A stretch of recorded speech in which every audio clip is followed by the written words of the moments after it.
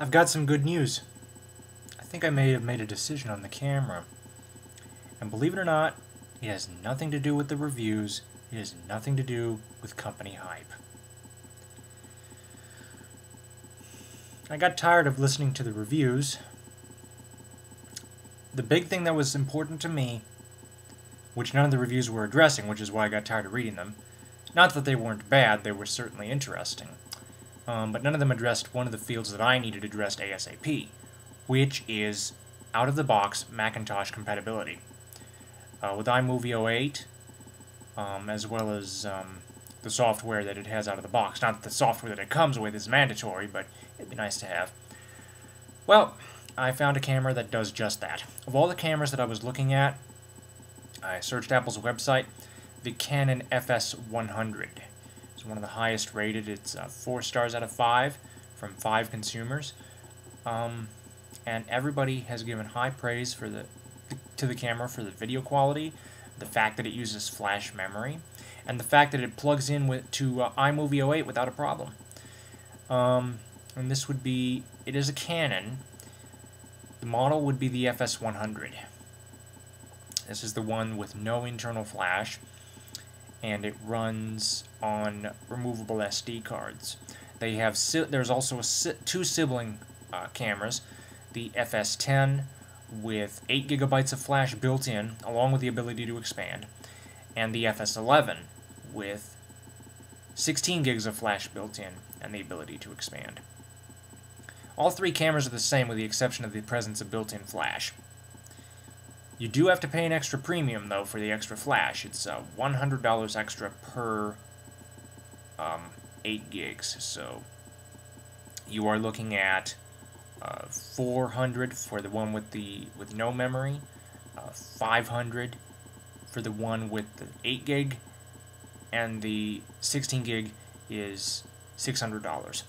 Other than that, as far as I know, the cameras are the same. I really haven't looked at the FS100 versus the FS11, but from what I've read, they're practically the same. But yeah, I've basically decided then. I've decided on the Canon FS100, unless something else comes out. Now, I looked at the Apple website to take a look at all the cameras that they were recommending. A lot of them were very high priced, and I didn't like that. And the ones that were Sanyo I didn't care for, because the Sanyo Exacti models, I read a review on one of them that I thought was interesting. It was a high-def model for about $300, which I thought would be a good buy, right?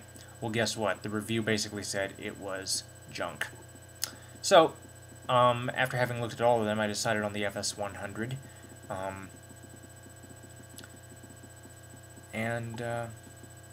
Yeah. The family has had some Canon still cameras, so I figured, what the hey. I've heard the menu structure is similar, so figured we get along with it just fine. But yeah, I pretty much have decided, and for the most part, again, I'm going to keep an eye on the competition, but I don't expect this to change. And as far as compatibility goes, I think what I might just do is just stick to the Apple website until it gets closer to my birthday to make my final decision. I'll still read the reviews, and I'll still look at them. I'll also watch reviews on YouTube. But for the most part, it comes down to whether or not I can use it with my Mac. And the FS11 seems to be the clear winner in that regard.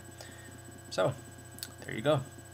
If anybody out there has the FS100, FS10, or FS11, what do you think of it? What are your thoughts on it? Also, any of you who have either of the aforementioned three of those cameras, and as a Mac user, what have your experiences been, particularly with the FS10 and FS11? Because I am looking at the FS100, but if the FS10 and FS11 work, I might consider those as well, because I think it would be nice to have some internal memory as well as the ability to expand. So, excuse me. So that's pretty much it. Comments and questions are welcome related to the subject matter. Anything negative will be erased. Thank you for watching.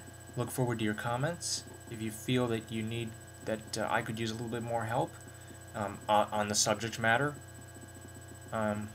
which in this case is the digital camera search, If you feel that I need some more help with that, or I could use some input, maybe something I don't know about, feel free to drop me a line or a video response. Thank you for watching, and have a nice evening.